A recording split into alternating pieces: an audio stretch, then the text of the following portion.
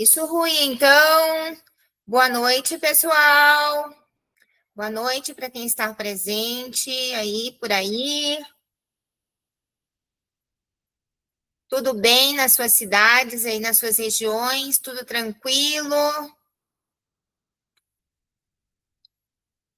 Tudo tranquilo para todo mundo aí? Todo mundo em paz?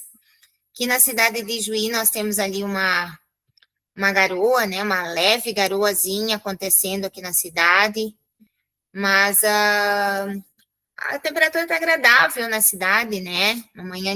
Uma noite de sexta-feira agradável, tá? Então, a gente vai iniciando a nossa formação aí, trabalhar com vocês nessa noite para fazer uma retomada dos conteúdos que nós já vínhamos trabalhando, certo?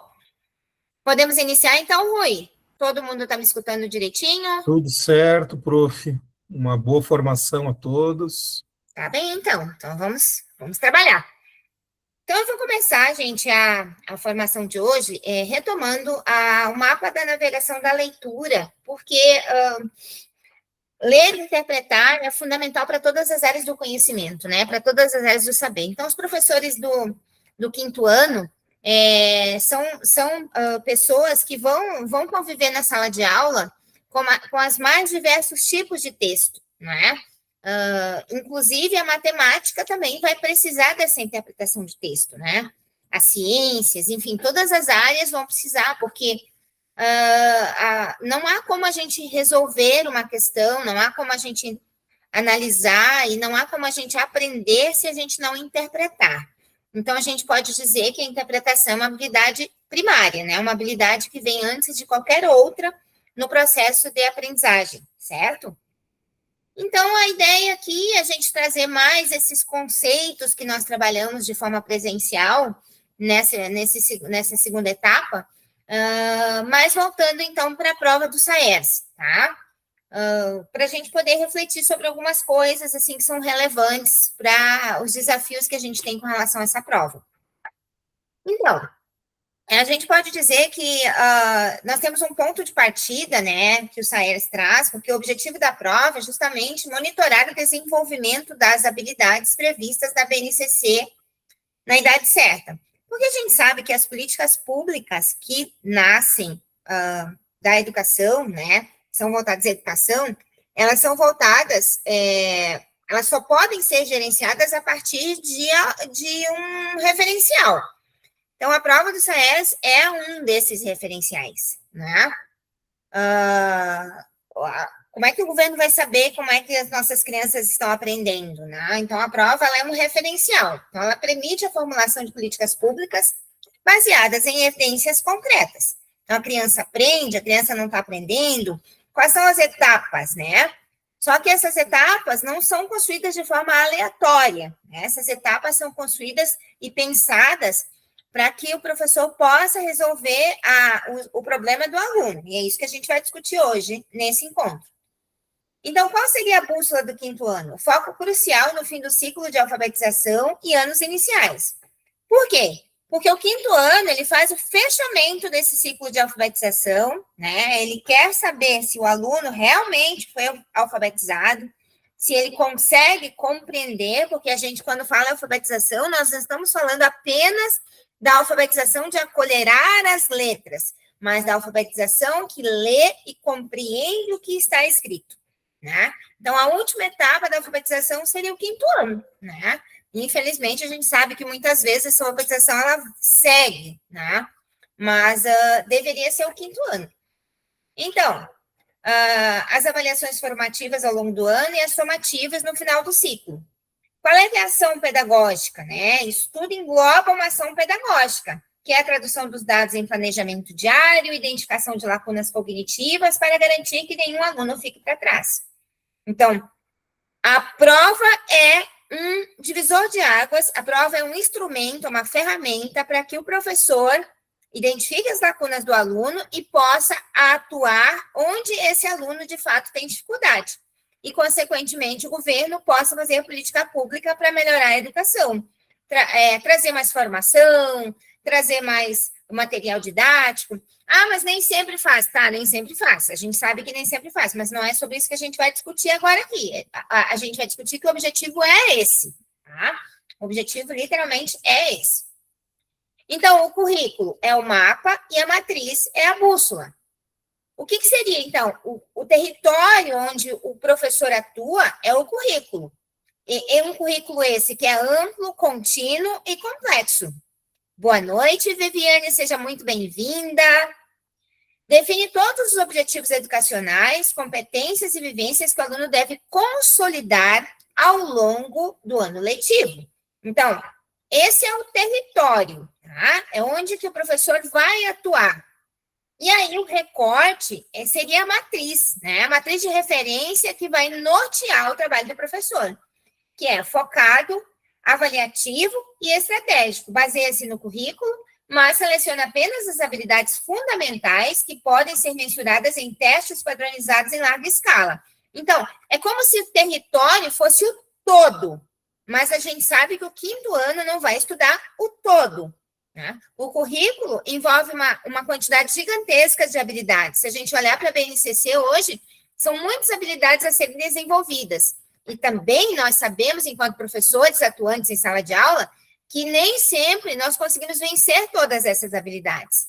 Então, o currículo é o território, o recorte é a matriz, né? Então, as avaliações estratégicas que são lançadas a partir desse trabalho em cima do currículo é que vai nortear as políticas públicas do processo, né? Então, a matriz de referência orienta a avaliação, mas nunca substitui a riqueza e a abrangência do currículo ensinado em sala de aula. E aí é que entra a guria, não sei se tem algum guri, além do Rui, né?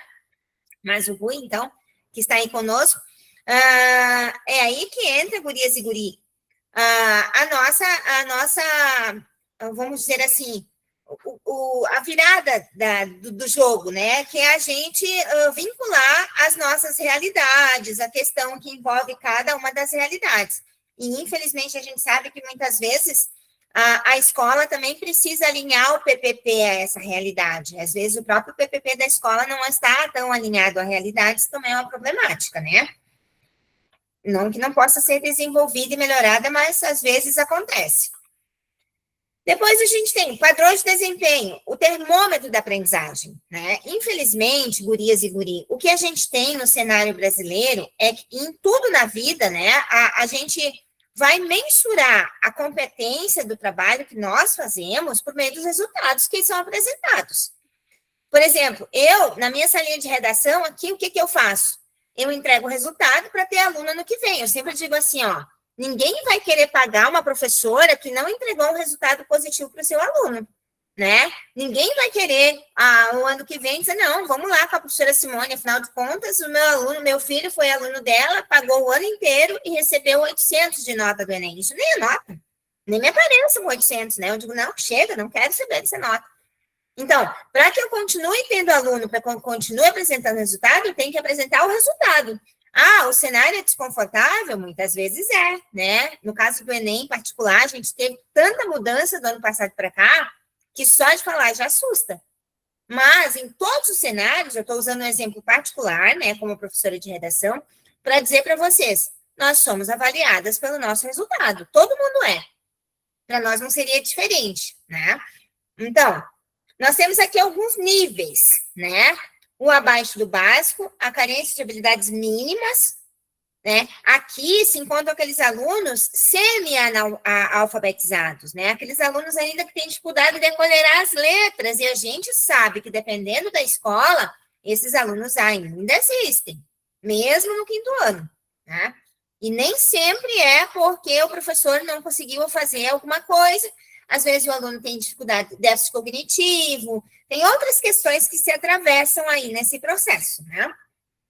Depois eu tenho o nível básico, que é a ação pedagógica, reforço contínuo, retomada guiada de conteúdos chaves, quando ele está no básico, né?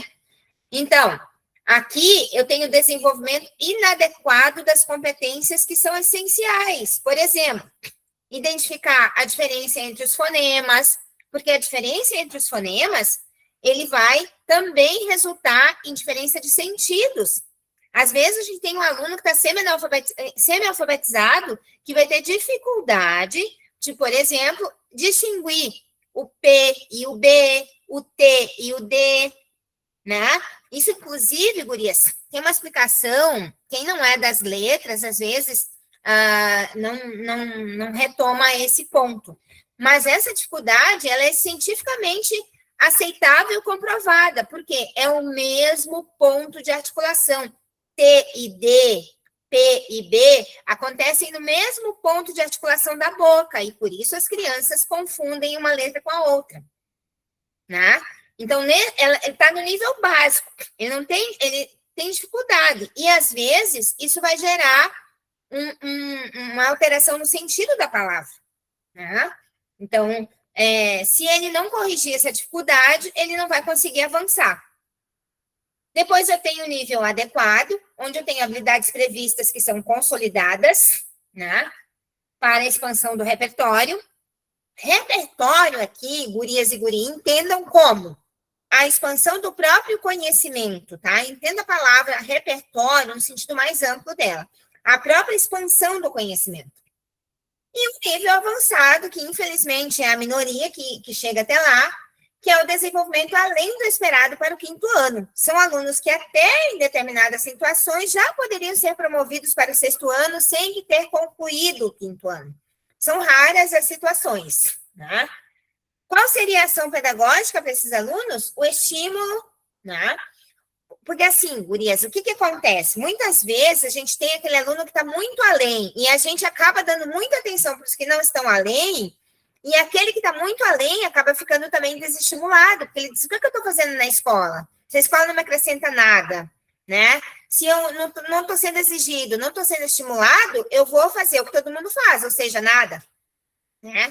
Então, esse cuidado nós temos que ter também com aqueles que estão lá em cima, que eles desenvolvem melhor as competências, né? Tem mais compreensão. Depois, o coração da prova. A busca pelo sentido. No 5º ano, a prova de língua portuguesa fundamenta-se na capacidade de extrair significado. Porque, obviamente, o 5º ano não está ainda preocupado com os tópicos gramaticais muito específicos, né?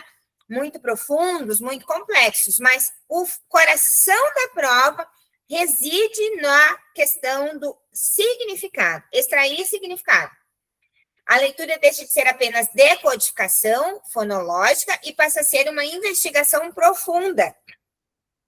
A caça aos fatos. O que o autor disse abertamente, a superfície do texto. Lembra dos 3 níveis? Eu estou falando com vocês e retomando desde os nossos primeiros encontros, os 3 níveis de interpretação, que são o nível, vamos lá? Nível literal, que é quando eu localizo a informação no texto, a própria informação que eu faço a pergunta para o aluno olhar para o texto e identificar a informação. O segundo nível, que é o nível inferencial, que é que ele tem que interpretar, analisar, né? Fazer inferência. Por que a madrasta deixou as crianças da floresta, né? Como você avalia as atitudes da madrasta, né? E o terceiro nível, que é o nível reflexivo, em que ele tem ainda que relacionar os conhecimentos, as atitudes da madrasta ao mundo contemporâneo. Será que nós encontramos pessoas com as mesmas atitudes da madrasta, do João e Maria, no mundo que a gente vive hoje? Será que essas pessoas existem? Né? Será que existem famílias também passando fome, passando necessidade, como é o caso da história de João e Maria? Então, chegar nesse terceiro nível requer uma interpretação muito além do campo fonológico, né? Que é interpretar a diferença entre P e B, entre T e D, tá? Então, é justamente essa caça aos fatos que vai dar o pontapé inicial, mas eu preciso daí transpor essa caça aos fatos, que vai direto, né? Você pode ver que até aqui nós temos uma reta, como diria o professor Tongo, né? E aqui nós não temos reta, aqui tudo é curvo, né? A gente tem aí, dobra para cá, dobra para lá, porque quando eu olho para o texto, é olhar para o texto diretamente, eu acho a informação lá, mas quando eu não tenho essa informação direta, eu tenho que acessar outros conhecimentos que não estão no texto em si, aí eu saio do texto, eu volto para o texto, eu saio do texto, eu volto para o texto. Né? Então, o que o autor sugeriu, mas não escreveu? As profundezas do texto. O modelo do iceberg da compreensão leitora, que eu também venho usando já desde o início das minhas falas, tá? Que nós temos um descritor 1, né? Lembra, ó, só vamos relembrar, retomar o conceito de descritor, até para diferir do conceito de distrator. Na prova do SAES, gurias e guri, nós temos um descritor e 4 distratores, né? Até essa dica eu estou retomando, porque eu, numa formação de Erechim, a prof. Retomou e disse que ela foi muito útil. Ela aplicou essa explicação na sala de aula e surtiu muito efeito. Explicação essa que diz o seguinte: esse descritor é o que vai trazer a resposta correta, certo? É a única resposta correta lá da prova do SAES. Só que nós temos 4 distratores, nos quais um vai estar 75% certo, um vai estar 50% certo, um vai estar 25% certo e um vai estar completamente errado. Quando o aluno enxerga as alternativas, ele vai identificar que esse aqui está completamente errado. Só que a dúvida dele vai recair justamente nesses aqui que estão mais ou menos certos, né? Então, a gente não pode, de maneira nenhuma, no processo. Gurias, uma coisa é a chegada na finaleira. Vou, de novo, fazer uma analogia com o trabalho que eu desenvolvo com redação. Eu não posso dizer que um aluno que já consegue usar um repertório, um aluno que já consegue compreender a estrutura textual, é um aluno cru. Ele já tem uma caminhada em redação. Ah, mas ele não está tirando mais de 900. E o que interessa é que mais de 900, tá? Mas para que ele chegue ao mais de 900, ele precisa que eu considere a caminhada. E a caminhada diz respeito ao quê? Diz respeito ao caminho que ele está traçando para chegar lá. É literalmente a jornada, né? Então, para o nosso caso, quando o aluno do SAES, o aluno que vai fazer a prova do SAES, ele já considera que aquela alternativa, aquelas 3 aqui do meio, que estão erradas, mas ele consegue identificar que algo nessas alternativas erradas está certo, ele já está em processo. E esse processo, de maneira nenhuma, pode ser desprezado por nós, professores. Nós temos que ter um olhar muito atento a essa questão, né? Boa noite, prof. Maria Cristine. Então, um olhar muito atento a essa questão. Ou seja, ele ainda não está acertando a alternativa, mas ele já está em processo. Então, cabe a nós, quando a gente faz provas na sala de aula, questão na sala de aula, dizer, ó, galerinha, a prof entendeu, né? E tá bacana, vocês estão aprendendo, que top. Só que cuida aqui, ó, que nessa alternativa que você marcou, tem uma parte que está correta, mas também tem uma parte que está errada. E eu preciso encontrar a alternativa que esteja toda certa, né? Então, isso é um diferencial que deve ser considerado para o professor que trabalha com a prova do SAES, ou com qualquer outra prova, né? Então, lembrou o contexto de descritores? Descritor é a alternativa correta. Extrator é aquilo que está errado, né? Então, no descritor 1, eu tenho localizar informação explícita. E ele é o primeiro, porque ele diz respeito àquele primeiro nível de interpretação. Localizar a informação que está explícita. Tá? Então, o texto visível requer escaneamento visual e atenção direta. A resposta está impressa no papel, representa a menor carga de processamento cognitivo, ou seja, não é necessário grandes esforços para identificar. É como se eu perguntasse para um aluno do 5º ano, que cor é a tela? A tela é azul. Que outras cores há na tela? Há um laranja, há um branco, há um verdinho, né? É só olhar e ver. Descritor 4. Inferir informação implícita. Agora, o nível mais embaixo do iceberg, né? Esse é o primeiro nível, está explícito na carinha da criança. Esse outro nível, o nível mais implícito, está escondido. O texto invisível requer conectar as pistas deixadas pelo autor com a bagagem do leitor. Representa o volume real da compreensão leitora profunda. Então, requer um nível maior de compreensão. Dissecando o descritor 1, a informação explícita, até tem uma lupinha aqui, porque você vai lá com a lupa e diz, ó, tá aqui, achei, a informação é essa, né? Localizar informações que estão claramente escritas no texto, de maneira direta e objetiva. É o primeiro passo metodológico para a compreensão. Então, embora o primeiro nível seja um nível mais fácil, menos complexo, que não requer muita cognição, eu preciso considerar esse nível como um nível que eu preciso dar conta dele. Ninguém começa interpretando pelo terceiro nível. As pessoas começam interpretando pelo primeiro nível. Então, eu preciso considerar e validar esse primeiro nível com as nossas crianças, né? Ação cognitiva.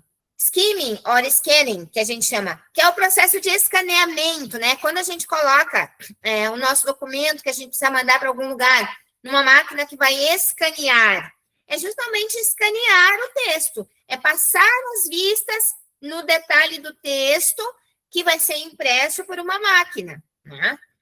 O aluno atua como detetive buscando a prova material exata.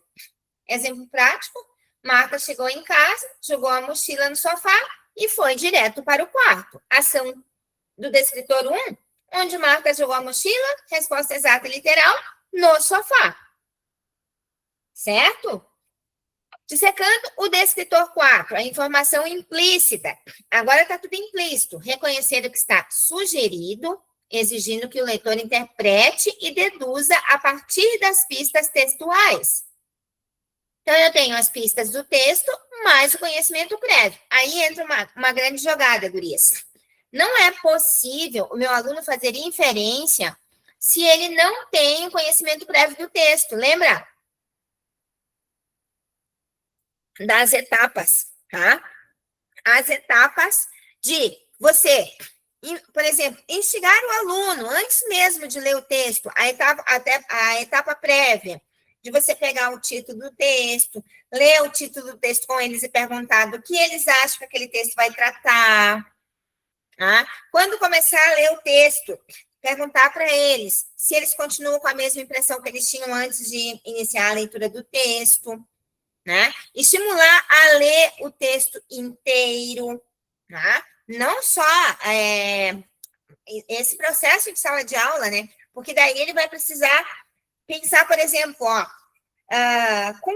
do que vai tratar o texto, né? Com quais outros saberes você consegue relacionar esse texto? Será que esse texto se relaciona com alguma outra história que nós já lemos, que você já viu em algum lugar, que a sua mãe contou, que você viu na internet até mesmo, né? Se relaciona com o quê? Né? Exemplo prático. Marta passou o resto do dia sem sair, com os olhos vermelhos e os fones no ouvido. Ação do descritor 4, como Marta estava se sentindo.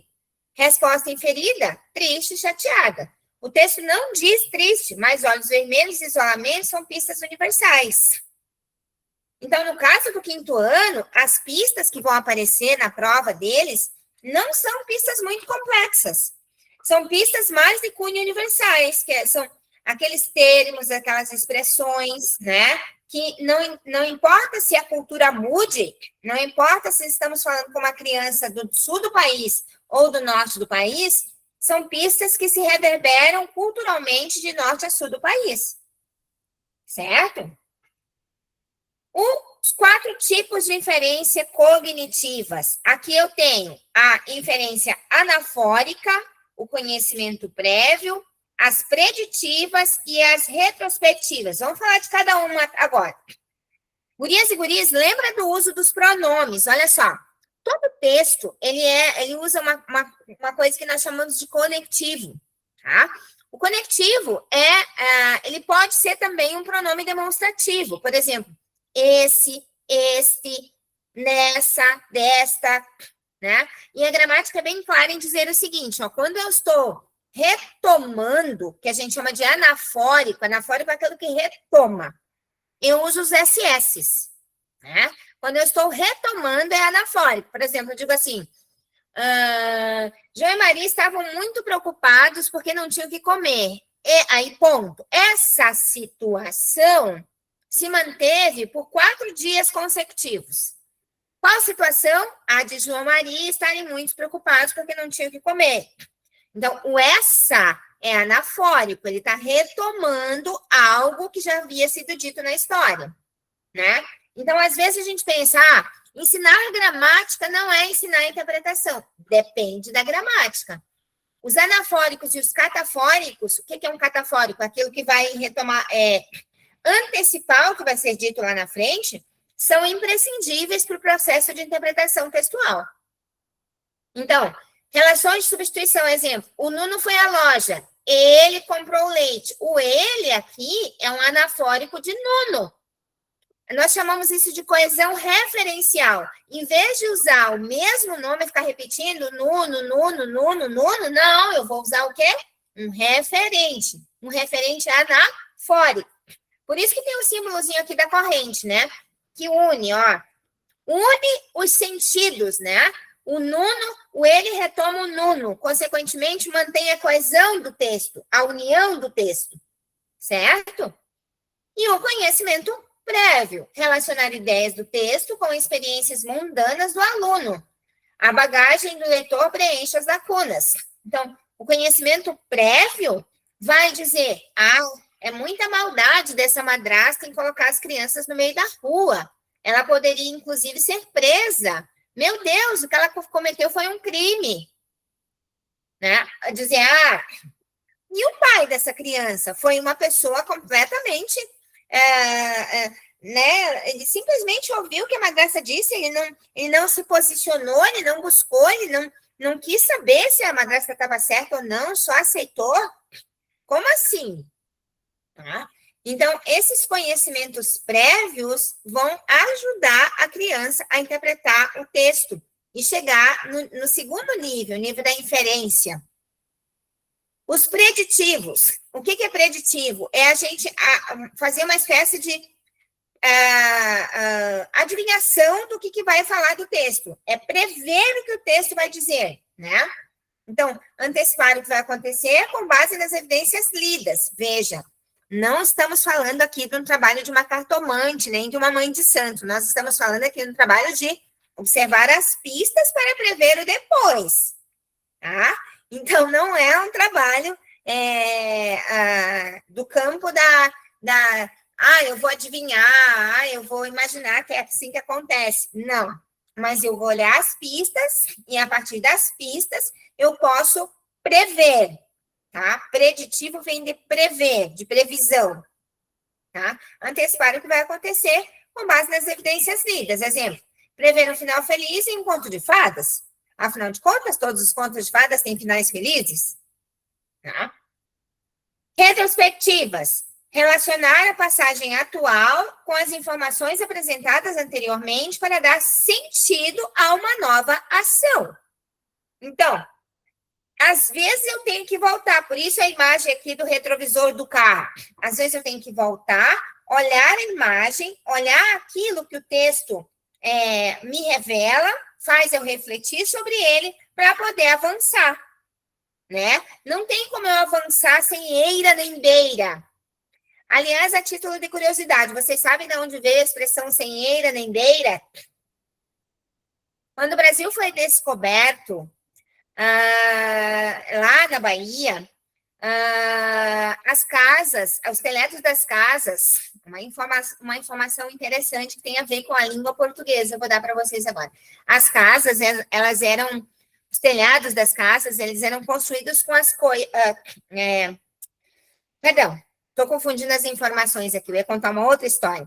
O eira nem beira veio da seguinte situação. Lá na Bahia, quando o Brasil foi descoberto, as pessoas tinham nas suas casas um beiral, como se fosse assim, como é que eu vou explicar? Tinha a casa e aí tinha uma beira, assim, que eles colocavam com cimento ou com tábua, se a casa fosse de madeira. Quem era uma pessoa que era da elite, fazia parte da elite, né? era uma pessoa que tinha uma eira, ou seja, ela tinha um beiral na casa. Quem morava na casa lá, que além de ser da elite, além de ter dinheiro, era uma pessoa que pertencia à política, tinha algum político na casa, tinha 2 beiras, então 2 beirais. E quem, além de ser rico, além de ter um político na casa, ainda tinha alguém do clero, algum padre na casa, tinha 3 beirais. Então, nós tínhamos aí. Daí surgiu a expressão: quem não tinha nem eira e nem beira era um coitado. Ele não tinha dinheiro, não era do clero, não era da política, não era de nada. Daí a expressão sem eira nem beira, tá? Então, o aluno não vai ler o texto sem eira nem beira. O aluno vai ler o texto norteado pelas pistas que o próprio texto deu. Porque, afinal, interpretar não é interpretar a partir daquilo que eu quero que o texto. É interessante, né, Camila? Eu quase confundi as histórias, mas essa história é bem legal. Eu aprendi essa história ouvindo um historiador contar lá na Bahia mesmo. Eu achei riquíssima, né? São expressões que nós temos na nossa língua e que a gente não sabe de onde vieram, né? Porque parece que não fazem sentido, mas aí quando a gente busca a história, a gente entende que elas fazem sentido, sim. Tá? O paradoxo do ensino da leitura, então, diz respeito ao quê? Testar a compreensão leitora no fim do texto não é o mesmo que ensinar a ler. Muitas vezes a gente diz, o aluno entendeu o texto, não entendeu o texto. Mas isso não é o mesmo, né? Perguntas de interpretação apenas avaliam o que o aluno absorveu. Formar leitores autônomos no 5º ano exige o ensino intencional e explícito de estratégias metacognitivas. Gurias, essa palavra eu quero chamar muita atenção de vocês, tá? O Rui está sendo chamado de gurias aí, Rui, mas assim, ó, quando a gente está em maioria, vocês têm que ficar quietos, tá? Então, assim, gurias. Daqui a pouco ele vai me xingar, dizer, guria o quê? Não, que guria aqui, né? Mas não vou te xingar, não. A gente fica quieto quando vocês chamam a gente de... coloca a língua tudo no masculino, né? A gente não pode falar nada, agora vocês vão ficar quietos aí. Né? Estamos na maioria mulheres aqui. Então, gurias, eu quero chamar atenção aqui para a palavra metacognitiva.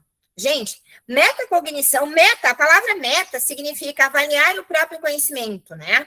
Então, metacognição é avaliar o próprio conhecimento. Metalinguístico é avaliar ou retomar a própria língua, tá?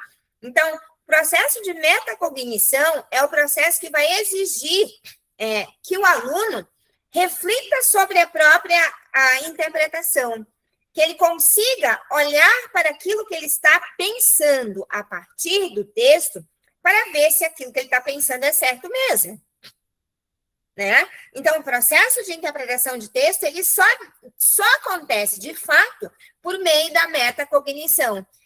É desconfiar do que eu acredito ser verdade, e averiguar, e conferir, e analisar, né? Se realmente o que eu penso que é, de fato é.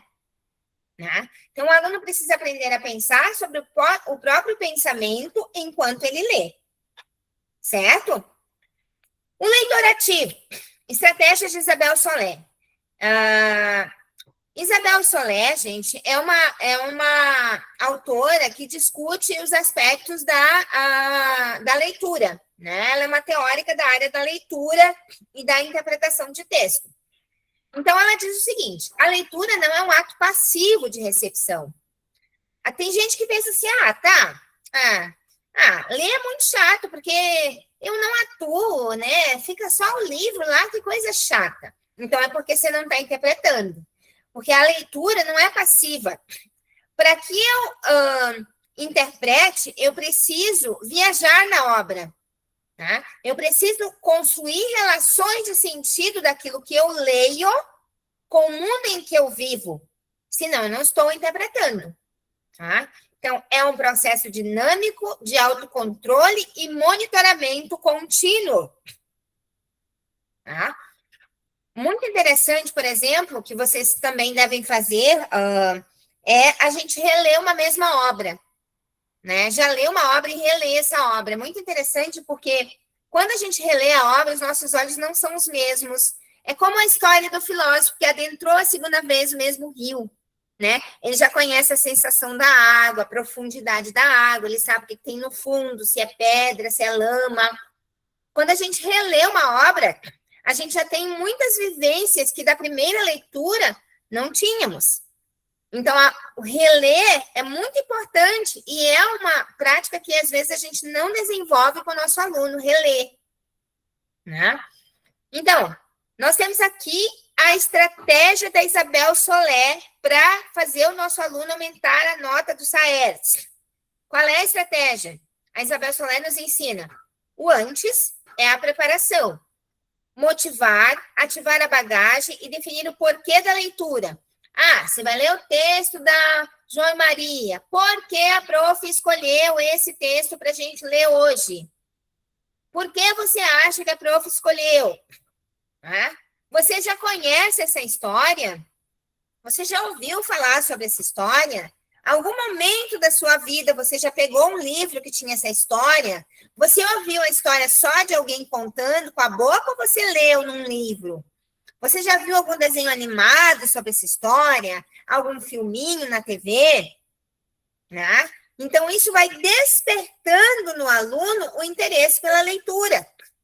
Tá? E não é a mesma coisa que a gente pegar o livro didático, ou qualquer apostila, ou qualquer outra coisa que a gente anote no quadro e dizer, leia e faça as questões. Né? Mas existe toda uma caminhada que eu sei que vocês fazem. Na verdade, por isso, eu quero retomar. Eu estou retomando coisas que a maioria de vocês, eu tenho plena convicção que já faz. Mas o que eu estou fazendo aqui? A metacognição, que é a gente olhar para o nosso próprio trabalho e até significar o próprio trabalho que a gente já faz, né? Eventualmente, se alguém não faz, a pessoa vai dizer, tá, eu não faço tudo isso, mas eu posso começar a fazer. Mas eu tenho certeza que a maioria de vocês já faz. Em todos os municípios que eu passei até então, as professoras foram muito elogiadas pela SMED, né? E a SMED, eu acho que tem plena convicção de que reconhece em vocês uma figura fundamental, né? E a riqueza do trabalho de vocês. Mas o que eu estou fazendo aqui? Eu estou olhando para o nosso próprio fazer pedagógico para ressignificá-lo. Então, isso é metacognição, né? É uma reflexão sobre o que a gente já faz para, de novo, validar aquilo que dizer, não, é isso mesmo, eu estou no caminho certo. Tá? Durante é o monitoramento. Onde que a gente tem esse monitoramento? Formular hipóteses, dialogar com o texto, identificar ruídos na compreensão, certo? E depois é a síntese, extrair a essência, resumir e autoavaliar a aprendizagem. Então, temos 3 processos na linha do tempo. Aqui nós temos uma linha do tempo, certo? Então, o antes, a preparação, o durante e o depois. Ação pedagógica, construindo o caminho. Antes da leitura, eu vou definir os objetivos. Por que estamos lendo isso? Informação, prazer. Eu leio só para me informar? Eu leio para ficar feliz, sentir prazer em ler? Eu leio para seguir instruções? Se é, por exemplo, as normas da escola. Por que eu vou ler as normas da escola? Porque eu preciso seguir instruções, né? Ativar o conhecimento prévio. O que já sabemos sobre o tema, título ou imagem? Aí entra a questão da imagem também, a linguagem não verbal e quanto que ela carrega de significado. Estabelecer previsões. Estimular o aluno a arriscar hipóteses sem medo de errar. Aqui nós não estamos em busca da resposta certa, nós estamos em busca de possíveis respostas. Não vai estar certo, muitas vezes não vai estar certo, mas o fato de o aluno responder significa que ele está em processo de interação, significa que eu consegui despertar o interesse dele para a leitura. Durante a leitura, pensar em voz alta, o professor modela suas próprias dúvidas enquanto lê. Monitorar as falhas, sublinhar palavras-chave, ensinar que ignorar trechos confusos só é válido se não quebrar o sentido global. Muitas vezes, aquele texto, aquela parte do texto, o aluno não entendeu nada, e às vezes ele ignora aquilo e vai pulando para frente. Né? Então, só é válido se aquilo não afetar o conjunto da obra. Mas se aquela parte específica afeta o conhecimento geral, eu tenho que voltar, eu tenho que explicar, eu tenho que retomar. Pausar e recapitular. Checar a compreensão, compreensão aí, tá, gente? A cada parágrafo denso. Tá? Ação pedagógica, consolidando a compreensão. O depois. Tá? Veja, ó, eu tinha o antes, o durante e agora o depois esmiuçado. Então, lá na boca do funil, onde está todo mundo, né? Eu tenho os dados brutos e a informação dispersa. Eu ainda não li, eu ainda não interpretei, eu ainda não analisei. Tudo que eu tenho na boca do funil é o achismo. Eu acho que esse texto vai falar de tatatá. Eu acho que esse texto é parecido com tatatá. Né? Então, é tudo achismo. Passo 1, identificação da ideia principal. Separar a informação redundante ou trivial do núcleo vital da mensagem. O que seria uma informação redundante? Aquela que a gente já sabe. Por isso que ela redunda, ela repete. Né? Passo 2, elaboração de resumos. Processo ativo de seleção, abstração e generalização das ideias lidas. Então, quando eu consigo selecionar os resumos de uma história, eu já estou no segundo nível. Porque para acessar resumo, eu tenho que identificar qual é a parte mais importante da história. Certo? Porque muitos alunos acreditam que resumir é cortar um pedaço. Mas não é. Resumir é selecionar as partes mais importantes da história. Não é cortar um pedaço da história. Veja que é diferente, né? Então, eu selecionar as partes mais importantes da história, eu tirar partes que são irrelevantes, que estão ali para realçar o texto, para realçar o estilo do autor, mas que não são assim tão relevantes. Não é a mesma coisa que cortar a parte da história. Passo 3, autocadastramento, a metacognição. Então, eu voltar e analisar se a forma que eu tenho de pensar está correta, está adequada. O aluno formula perguntas literais e inferenciais para testar a si mesmo. O leitor torna-se o seu próprio avaliador. Esse estágio aqui, gente, é a menina dos olhos, né? O sonho de consumo de qualquer professor, mas não se aflijam, gurias e guris. Às vezes, nem eu do ensino médio consigo fazer isso, tá? Então, assim, ó, não é fácil. Aí, então, lá no final do funil, eu vou ter um insight deste lado, a compreensão profunda do processo. Então, aqui eu tinha um monte de ideias, eu fui apertando essas ideias para eu tirar das ideias aquilo que realmente interessa. E o que realmente interessa? A compreensão profunda do texto. Ciclo de mediação de inferências. Degrau 4, aprendizagem independente. O aluno do 5º ano automatiza o processo cognitivo capaz de realizar inferências silenciadas e autônomas durante o SAES. No degrau 1, esse aluno faz a modelagem, pensamento em voz alta. O professor lê e verbaliza o seu raciocínio. Eu sei que gatos caçam ratos, então eu infiro o quê? Degrau 2, instrução guiada. O professor pausa e fornece a estrutura. O aluno preenche. Eu acho que a palavra X substitui Y por quê? Quando ele trabalha, por exemplo, com sinônimos, né? Porque aí não é a gramática pela gramática, gurias. Aí é a gramática que constrói significado. Na verdade, desde o ciclo de Praga, nós transformamos a nossa forma de ensinar a língua portuguesa. Antigamente, a gente trabalhava com gramática pura. Na minha época, nós aprendíamos listas de conjugações verbais, dos 3 modos, imperativo, subjuntivo, né? Indicativo, decorava tudo. Se até hoje me perguntar, decora, diga o verbo tal, e tinha palmatória, né? Então, diga o verbo tal no tanto tempo, eu sei. Porque eu fui decorando, e a palmatória vinha, e se não pegasse a palmatória da professora, ia para casa levar o chinelo do pai, né? Então, como diz o ditado gaúcho, escapava da égua, caía no potreirinho. Né? Então, não tinha para onde correr.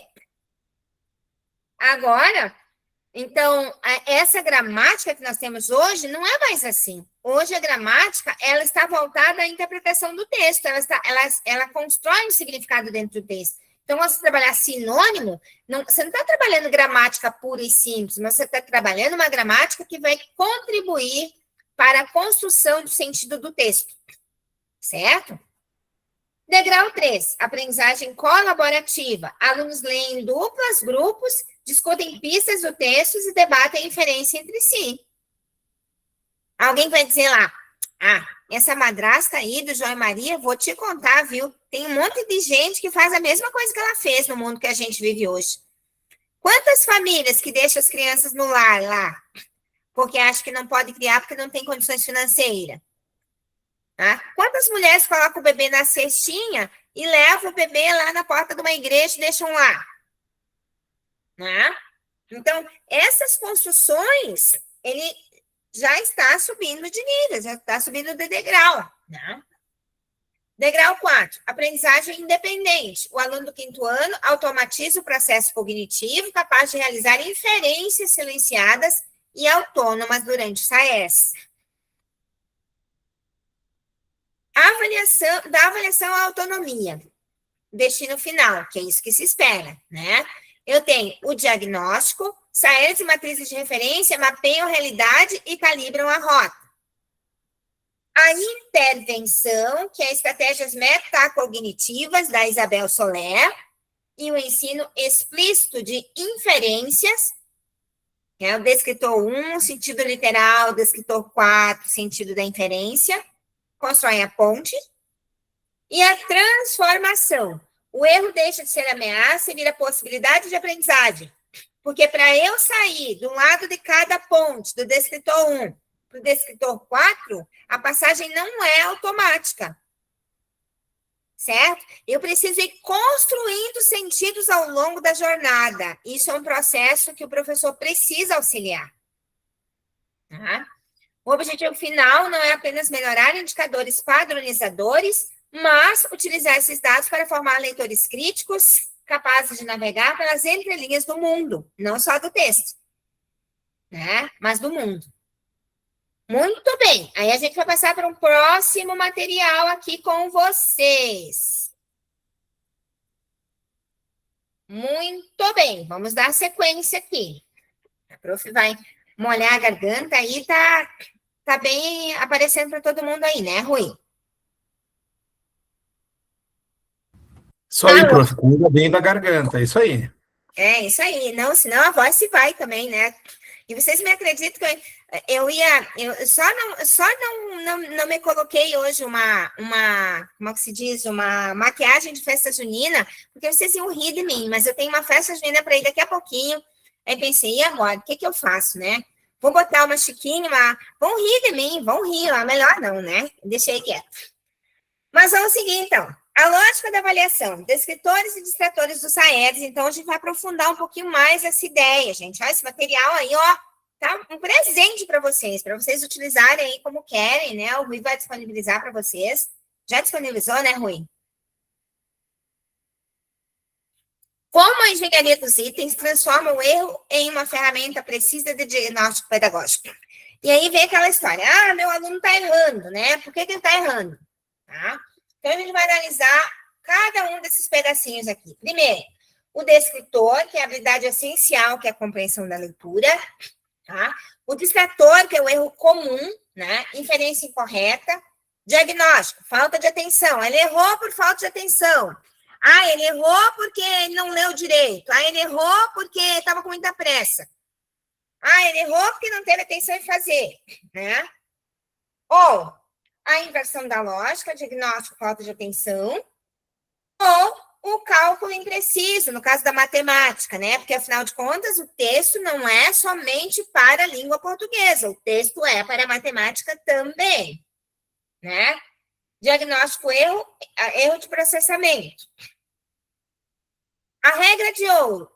Olha só que palavra bonita, gente. Olha só que palavra linda, como dizia o Nader Pinho, né? Vamos lá. A unidimensionalidade do item. que é isso, professora? Credo, que palavrão, Jesus Cristo, né? A senhora veio numa noite sexta-feira trazer palavrão para nós, me poupe, né? O que é isso?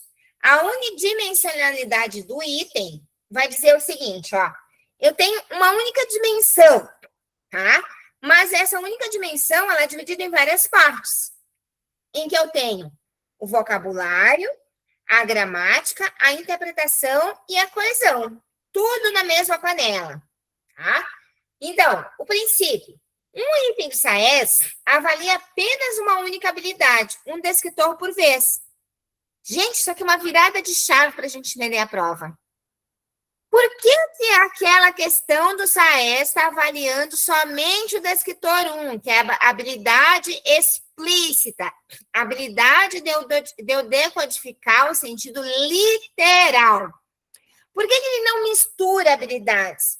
Ele não mistura habilidades justamente porque ele precisa ver onde está a lacuna do aluno.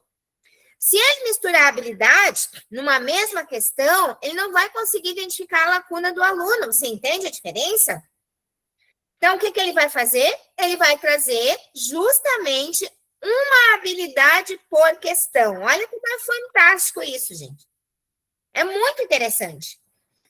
Por que isso importa? Se uma questão avaliar múltiplas habilidades simultaneamente, o erro perde o seu valor diagnóstico. Certo? A unidimensionalidade garante precisão cirúrgica. Se o aluno erra, o professor sabe exatamente qual lacuna cognitiva precisa ser preenchida. Então, pega, por exemplo, assim, ó, se o aluno errar uma questão de sentido literal, significa que ele não pode avançar para uma questão de sentido inferencial.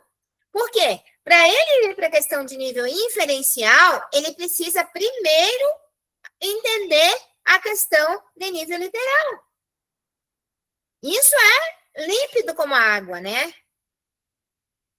Não tem. Como é que ele vai conseguir fazer uma função do primeiro grau se ele não sabe nem somar e dividir lá na matemática? Não tem como, né? Então, é cirúrgico o negócio. É muito legal esse material, assim, para a gente pensar sobre como a prova se constrói. Tá? Anatomia da questão. Componentes de precisão. Suporte. Olha só. O contexto. O suporte é o contexto. Gente, olha só. Lembra que nas aulas presenciais eu retomei com vocês a tríade. Texto, autor e contexto. Lembra? A tríade. Texto, autor e contexto, né? Então, olha só, eu tenho alguém que produz um texto, eu tenho o contexto de produção daquele texto, contexto de circulação, que quando muda o contexto, o mesmo texto, ele vai assumir um novo sentido. Sabe? Eu vou usar uma analogia para a gente pensar sobre isso. Olha só. Um xingamento que nós, professoras, nós fazemos xingamentos na sala de aula. Tem dia que tem que xingar, né? Tem dia que a gente baixa, nossa, hoje eu tô brava, vou xingar todo mundo. Um xingamento que a gente produz numa turma não faz o mesmo efeito na outra. Vocês concordam comigo? A gente pode dizer a mesma coisa numa turma e aí surte efeito naquela turma, a gente fazer o mesmo xingamento na outra, não surte. Por quê? Porque o autor, que sou eu, é a mesma, mas mudou o contexto. Se muda o contexto, o texto adquire um outro significado. É muito interessante observar isso, né? Então, o contexto, imagem, tirinha, fornece a base estritamente necessária para a resolução. Um enunciado, o comando, uma instrução clara, afirmativa e direta sobre a tarefa cognitiva exigida. E as alternativas, o terreno de diagnóstico, o gabarito e os distratores, que é o que está, né, errado, né, na questão. Então, aí eu tenho o cenário perfeito para a gente construir política pública para a educação. Tá? A correção do item, gabaritos versus distratores. O gabarito. A alternativa correta, que comprova o domínio pleno da habilidade avaliada. O caminho cognitivo foi percorrido sem desvios. Nos distratores, eu tenho o quê? Alternativas incorretas, porém plausíveis. Aí é que está o gancho. De novo, retomando, gente. Eu tenho uma completamente certa e uma completamente errada. Mas no meio dessa uma certa e uma errada, eu vou ter o quê? Eu vou ter uma que está 75% certa, 50% certa, 25% certa. Ou seja, eu vou encontrar questõezinhas de certeza. E é por isso que o aluno erra. Então, não posso menosprezar. Dizer, não, o fulano não acerta nada. Meu Deus, ele tirou 0, ele errou todas as questões. Aí você vai olhar o que ele marcou, algumas questões faziam sentido. Porque ele está em processo, né? Então, elas são plausíveis, elas não são aleatórias, são projetadas matematicamente para mapear hipóteses de raciocínio incompletos e prever erros comuns, inclusive da faixa etária. Né? Aí entra contexto, aí entra, por exemplo, essa família, esse aluno, ele vive no meio de pessoas escolarizadas? Esse aluno, às vezes, está sendo a primeira pessoa que tem estudo da família, que está estudando, que vai para a escola. Às vezes é filho de pai e mãe analfabeto. Né? Então, esses contextos... mas, prof, me dizia uma professora, mas na prova do SAES eles colocam todo mundo na mesma panela. Não é diferente da prova do Enem. A prova do Enem é a mesma para aquele que tem pai e mãe alfabetizado e para quem não tem. A prova do Enem é a mesma para quem vai na escola particular e para quem vai na escola pública e para quem nem vai na escola há muito tempo. Só terminou o ensino médio e parou de estudar. Né? Então, é a realidade, né, gurias? Não tem o que fazer.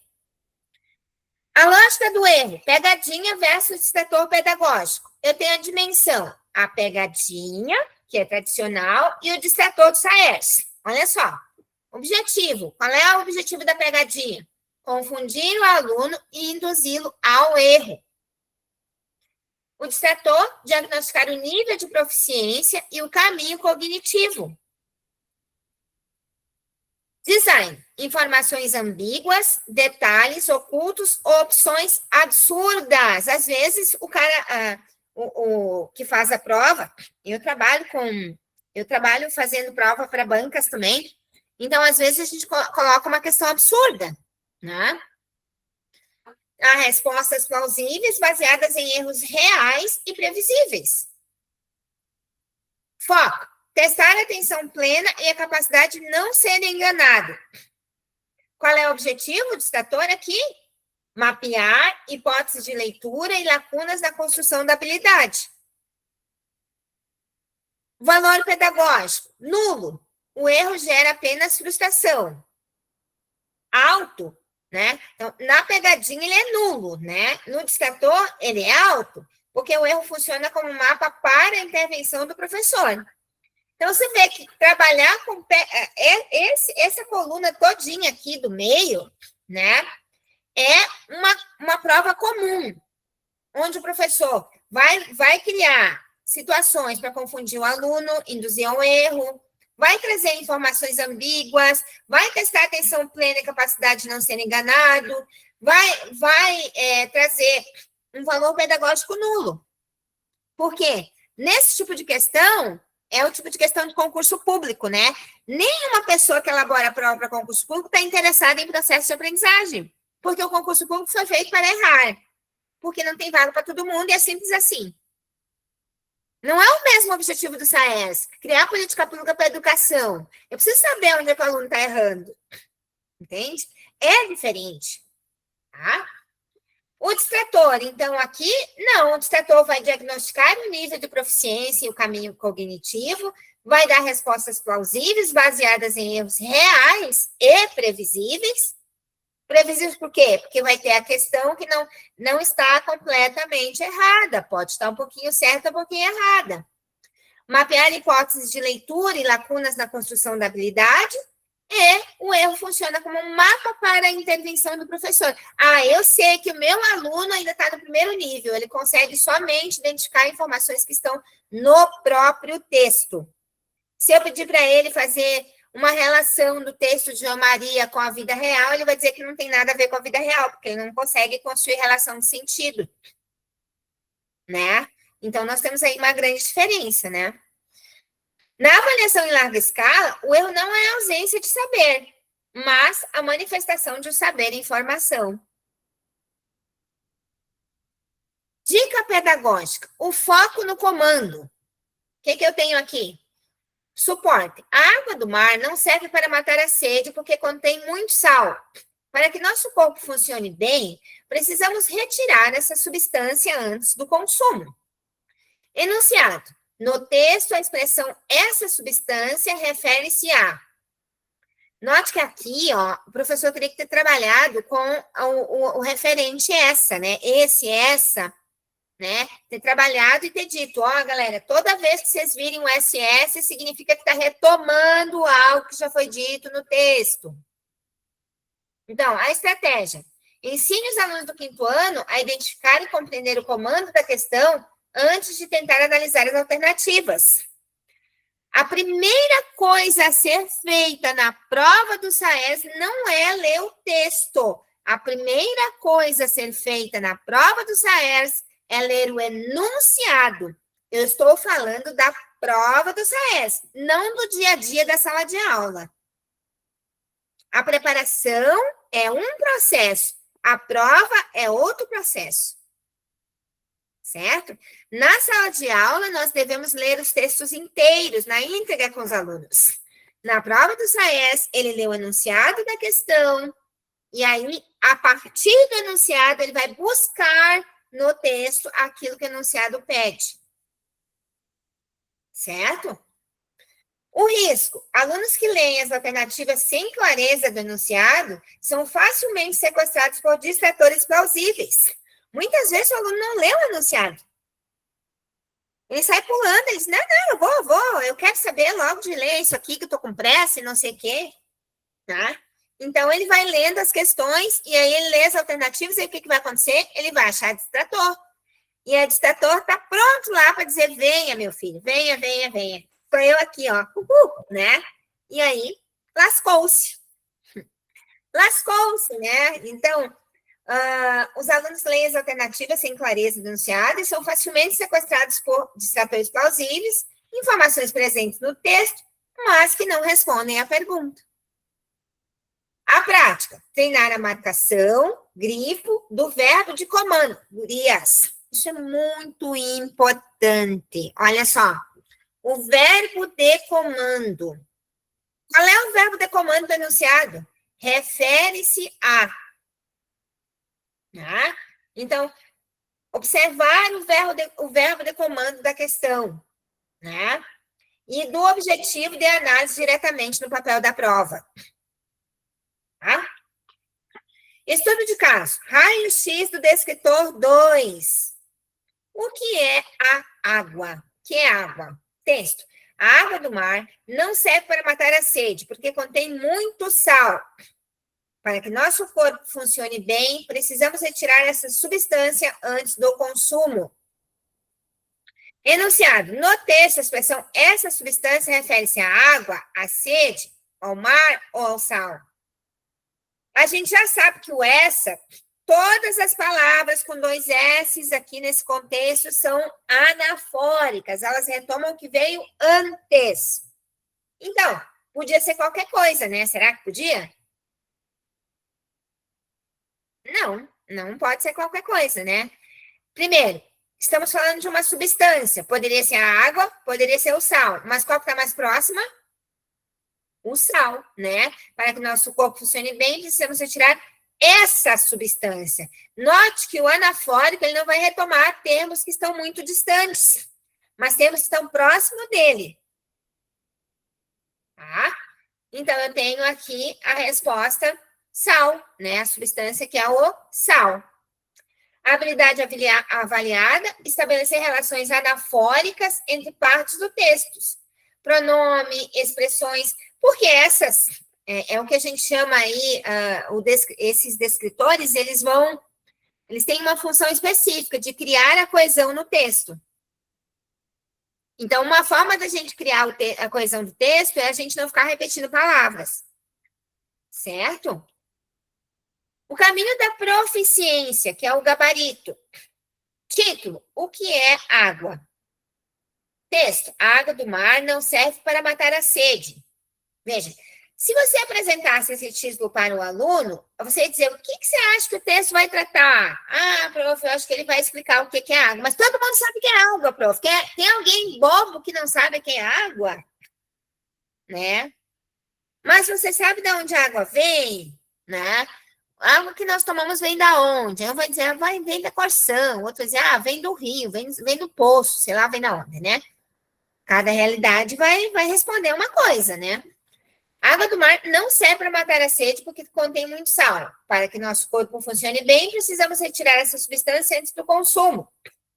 Enunciado. No texto, a expressão essa substância refere-se ao sal, então.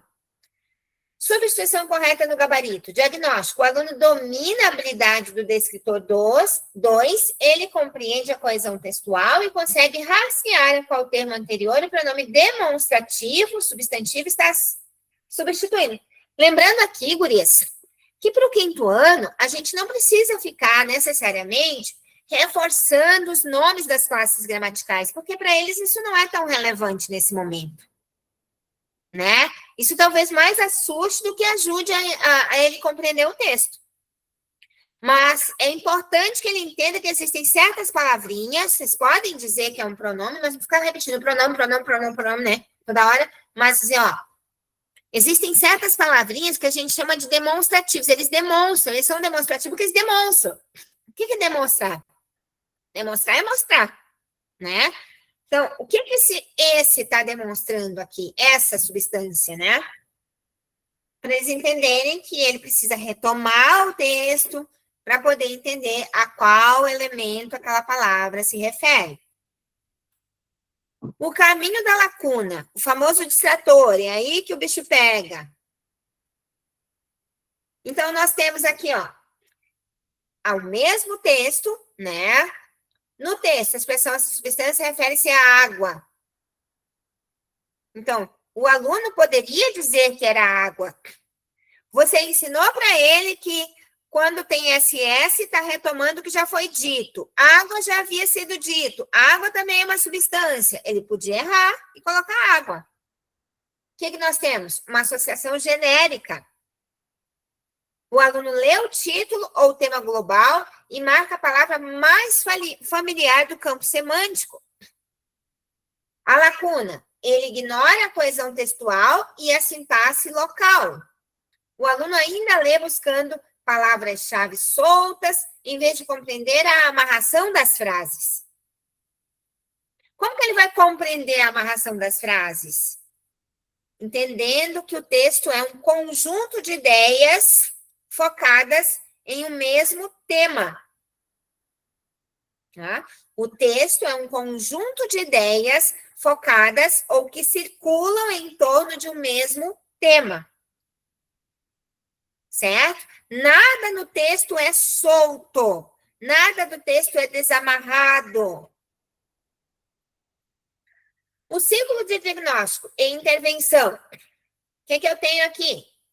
Item do SAERS. O aluno enfrenta uma questão unidimensional, que já foi explicado nos slides anteriores. Ou seja, o SAERS precisa colocar por... Cada questão vai abordar uma situação diferente. Ele quer saber em qual nível o aluno está. Então, em cada questão, nós temos um nível. 2, escolha do distrator. O aluno seleciona uma alternativa plausível, o erro. 3, mapeamento cognitivo. O professor analisa por que o distrator foi escolhido. 4, intervenção pedagógica. O professor desenha uma aula focada exatamente na lacuna identificada. Então, se eu identifico que os meus alunos estão no nível 1, não conseguem identificar informações que estão no próprio texto, não vai adiantar eu trazer questões mais complexas. É que a professora Maria, eu não sei, ela faz umas questões muito tolas, mas é porque a turma da professora Maria não saiu ainda do nível das questões tolas. Ela precisa passar pelas questões tolas para avançar. Tá?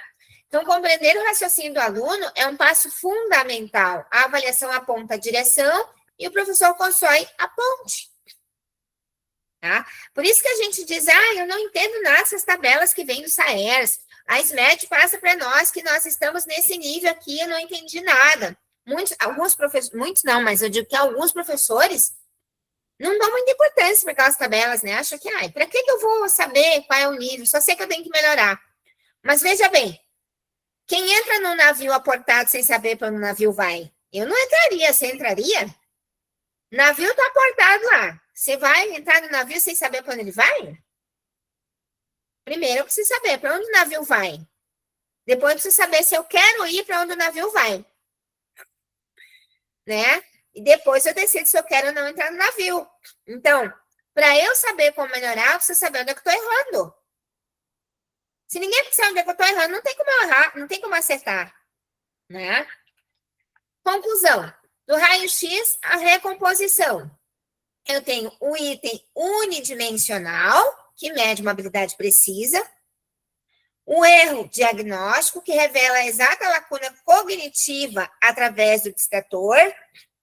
E a recomposição das aprendizagens, que é a ação pedagógica direcionada e eficiente. De novo, trazendo uma analogia do meu trabalho que eu desenvolvo aqui na minha salinha de redação. Galera chega, prof, eu não consigo escrever o texto, eu estou trancado, eu estou travando, barará. Eu vou pedir para o aluno escrever uma redação, me trazer, porque eu preciso identificar de onde ele parte. Da onde esse aluno está partindo? Ele está partindo do mais absoluto zero, ele não consegue nem escrever 2 linhas de redação? Ele consegue escrever parágrafos que não conversam entre si? Ele tem problema de repertório, ele tem problema de conectivo, né? Ele consegue fazer aprofundamento argumentativo, ele deixa lacunas argumentativas? Esse diagnóstico é fundamental, porque ele é a bússola do meu trabalho. Assim como a prova do SAERS é a bússola do trabalho do professor do ensino fundamental. Dominar a anatomia de uma questão SAERS não é apenas um exercício estatístico. É dominar uma ferramenta de diagnósticos que transforma o erro do aluno na maior e mais precisa oportunidade de ensino que o professor possui. Tá? E a gente vai indo para um próximo material aqui, então, porque ainda temos poucos minutos, né, Rui? Mas vamos indo.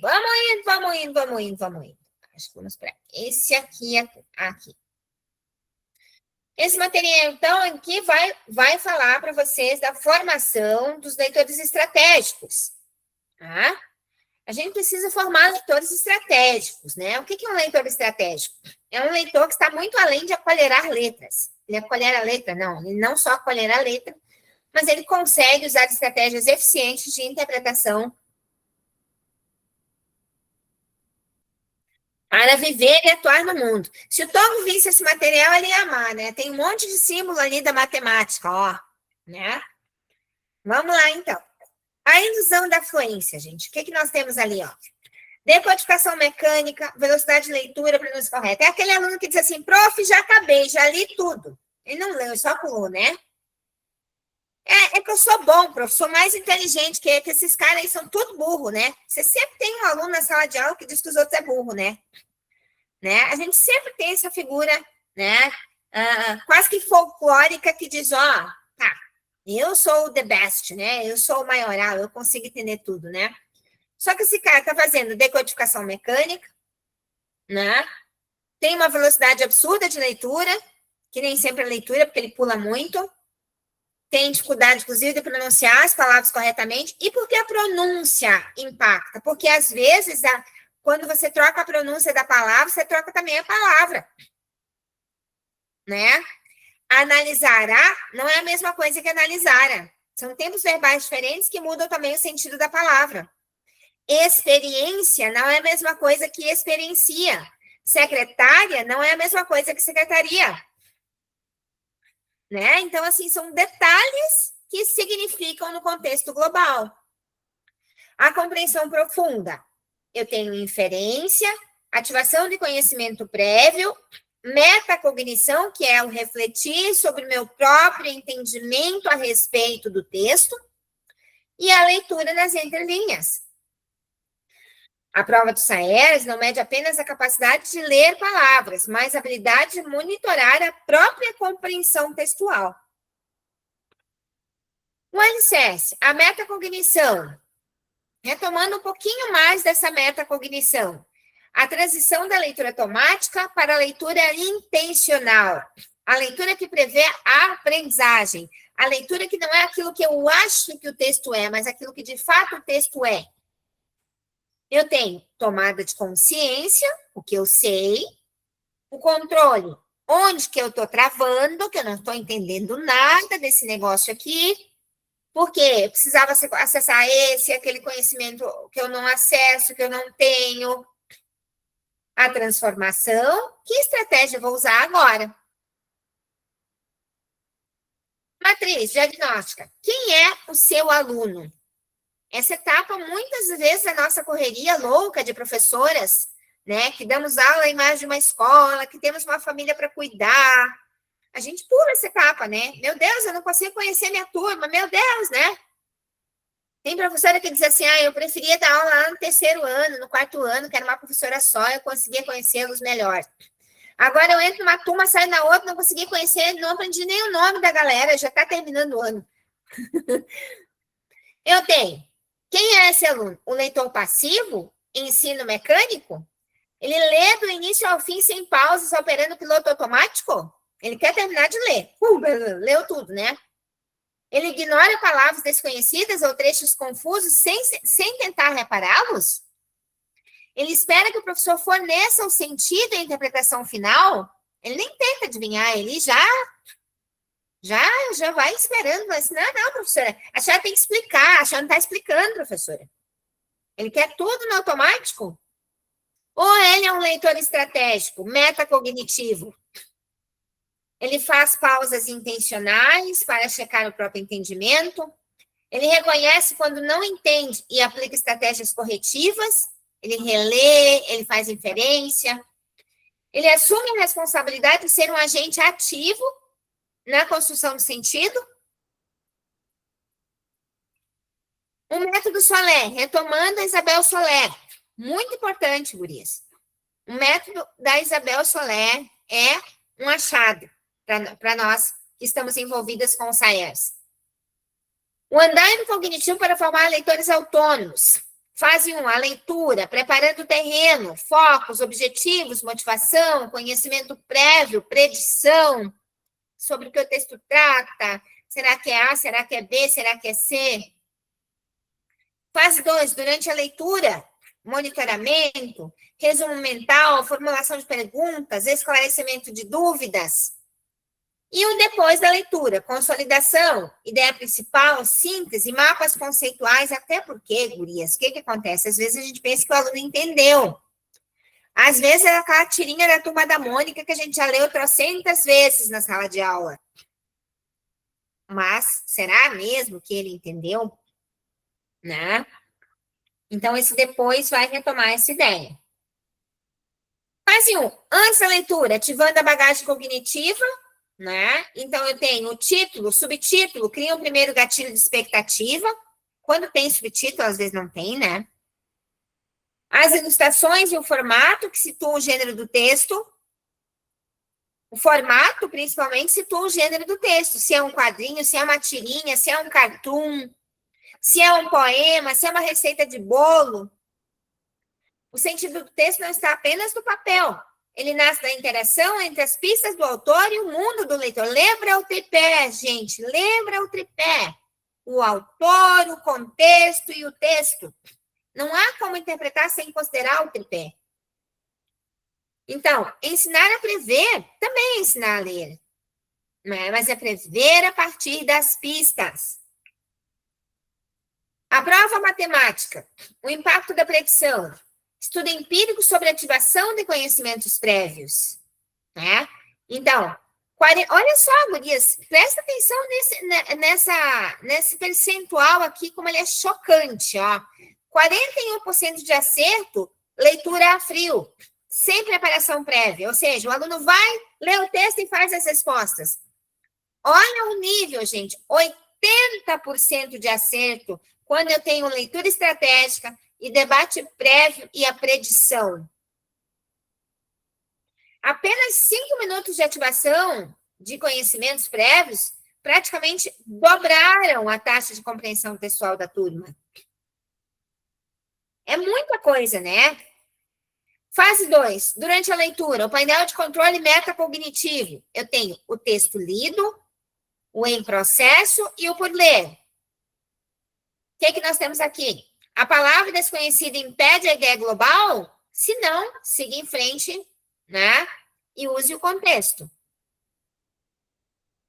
A frase não fez sentido? Pare, volte de início o parágrafo e busque novas pistas. O sentido global quebrou, é hora de pausar e buscar dicionário ou professor. Né? O leitor proficiente não é aquele que nunca erra, mas aquele que sabe aplicar medidas corretivas quando a compreensão falha.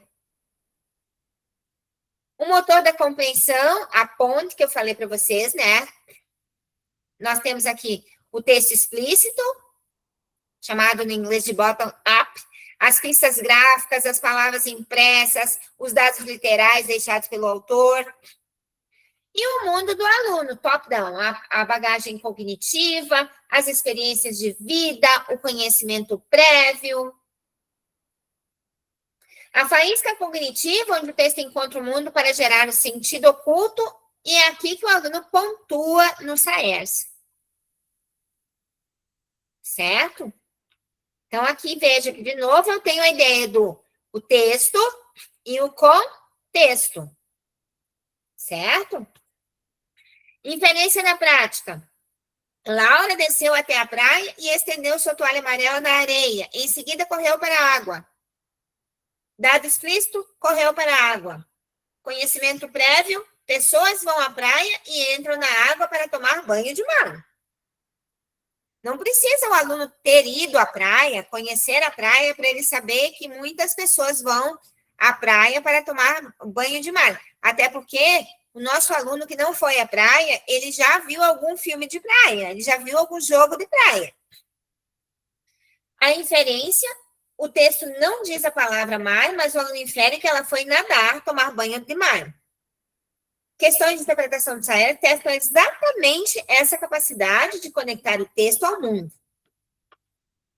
Fase 3, depois da leitura. A consolidação da ideia principal. De novo, a ideia do funil.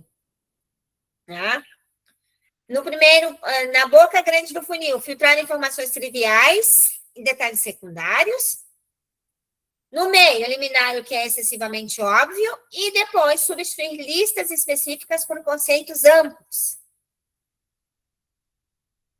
Qual é a ideia mais importante que o autor pretende explicar sobre o tema? E aí eu tenho uma atriz para o planejamento da aula, né? O antes, o durante e o depois. Em que o antes vai ter a predição e o conhecimento prévio. Ação prática, escrever apenas o título do quadro e pedir para a turma formular 3 hipóteses. Sobre o que trata o texto? Sobre o que trata o texto. Você já leu algum outro texto que tem esse mesmo tema? Você acha que esse tema é interessante? Sim, não, por quê? Durante inferência e checagem, pausar no meio do texto e perguntar: o que vocês acham que vai acontecer agora? Depois, síntese e generalização. Pedir aos alunos que criem um novo título que resuma o texto perfeitamente. O ecossistema do leitor SAERS. A arquitetura da compreensão unificada. O que eu tenho, então? A retomada da estrutura da Solé. Metacognição. Fase 1, a estratégia de Solé, o antes. Fase 2, a duração. E a fase 3, o depois. Então, a leitura do mundo precede a leitura da palavra, mas é a metacognição que garante que ambas sejam compreendidas. Certo? Então, não adianta a gente pensar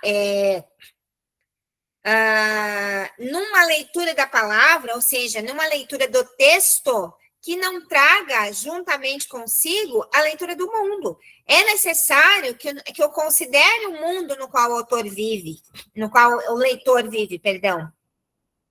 e no qual esse autor atuou.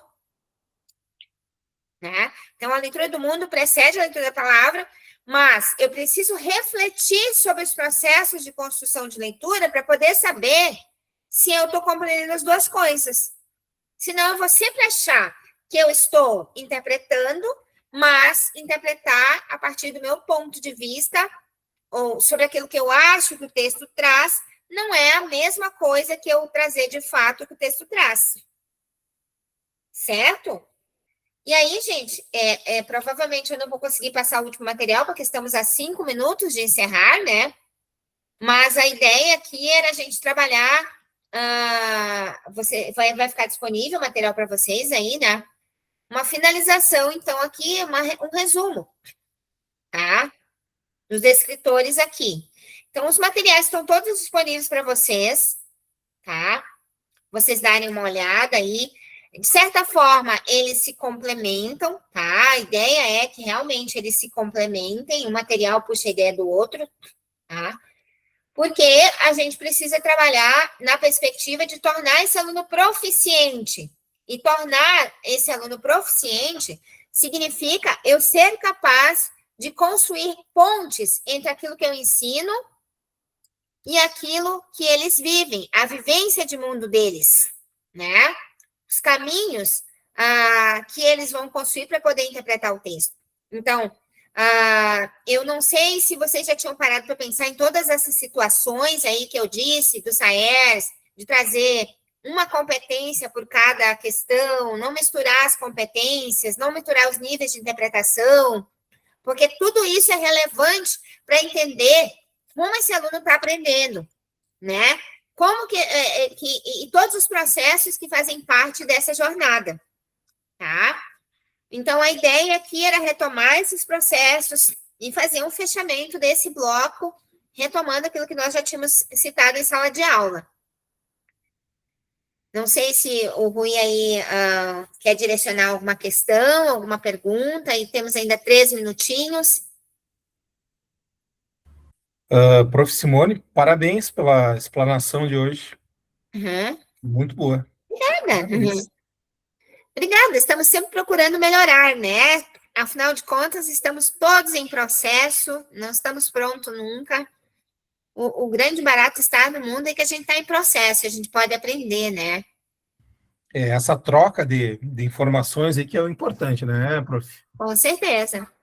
Tá? Então, eu vou agradecer a participação, muito me honra essa participação dos colegas, muito me honra a gente estar aqui junto nessa noite. Espero que possa ter acrescentado, tá? Gratidão mesmo. Tirar até uma fotinha aqui de vocês aí, se alguém mais quiser ligar a câmera, né? Porque é muito legal a gente ter a oportunidade de ter a gente toda unida aqui nessa noite, né? Tá bom, gente? Então, um beijo grande, gratidão para vocês, tá? Tenham um ótimo final de semana, tá bom? E até a próxima. Bom final de semana, pessoal. Bom Até final de mais. semana, gente. Tchau, tchau.